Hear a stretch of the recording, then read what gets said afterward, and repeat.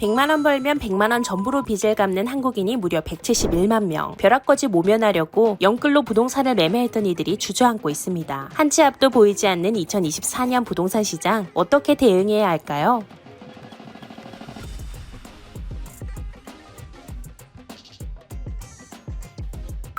2020년 집값이 폭등하면서 부동산 불장이 찾아왔습니다. 엄청난 상승세를 보여주는 부동산 가격과 저금리의 조화 속에 많은 이들이 그야말로 영혼을 끌어모으는 최대한의 대출로 부동산 매매에 뛰어들었는데요. 2022년 시작된 부동산 가격 하락과 고금리의 시작은 이들의 목을 조이기 시작했습니다. 2023년 반등의 기미가 보이며 다소 회복했지만 앞으로의 전망은 여전히 안개 속에 있죠. 2024년 우리는 부동산 시장에서 어떤 선택을 해야 할까요?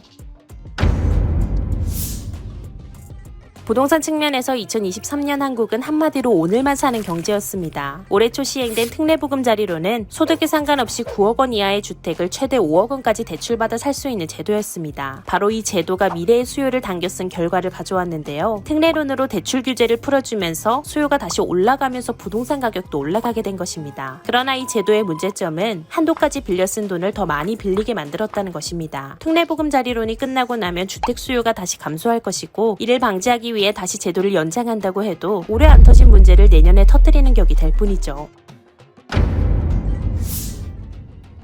첫째, 주택 수요가 떨어질 가능성이 있습니다. 2022년 1월부터 2023년 1월까지 주택 수요는 급격히 감소하여 집값도 급락했는데요. 해당 기간 아파트 실거래가 지수를 살펴보면 서울은 21% 하락, 수도권은 22.2% 하락, 지방은 11.6% 하락했습니다. 하지만 그 이후 특례보금자리론 등 주택 수요를 늘리려는 정책이 등장해 6% 반등했죠. 그러나 이러한 제도들은 모두 한시적인 것으로 미래의 수요를 미리 사용한 것이기에 2024년 제도가 종료된다면 주택 수요가 급감할 가능성이 높습니다. 둘째, 총선에 따른 부동산 정책 변화가 문제가 될 가능성이 높습니다. 현재 부동산 시장의 안정화와 활성화는 한국 경제의 주요 쟁점 중 하나인데요. 정부의 핵심 지지층에게 호소할 수 있는 부동산 부양 정책과 규제 완화 정책이 발표될 가능성이 있죠. 하지만 총선에 등장하는 정책은 실현 가능성이 높지 않을 수 있어 경계하는 것이 좋습니다. 셋째, 중금리 시대로의 전환입니다. 미국 연준은 2022년에 기준금리를 5%대까지 인상시켰는데요. 이는 1년도 안 되는 기간에 일어난 것이라 유례 없이 빠른 속도였습니다. 반면 한국은행은 현재 3% 중반까지 올렸고, 미국과의 금리차가 상당하다고는 해도 역시 이전보다 상당히 상승한 수치입니다. 제로금리에 가까운 저금리에 길들여진 소유자들에게 상당한 충격이 발생할 수밖에 없는데요. 당분간은 제로금리로 돌아갈 가능성은 적어 보여서 이를 고려한 자산활동이 필요한 상황입니다.